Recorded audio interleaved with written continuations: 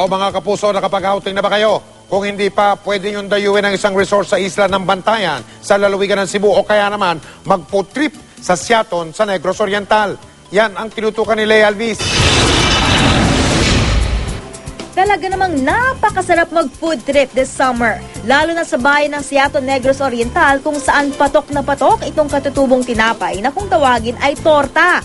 Nakakatakam pa rin kahit wala kang ipalaman. Tuba kasi ng niyog o coconut wine ang isa sa mga sahog nito.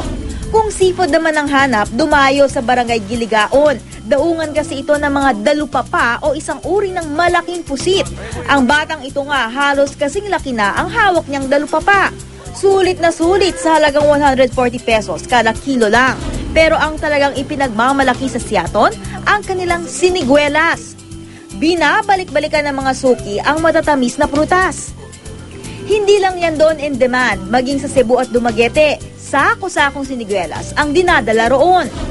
Mahigit 3 oras na biyahe naman mula Cebu City, mararating na itong resort sa bayan ng Santa Fe sa Bantayan Island. Malawak ang baybayin at malakristal ang linaw ng dagat. Nakaka-relax pa ang nakapalibot na mga puno at makukulay na bulaklak. Di nakapagtatakang dinarayo ng mga turista.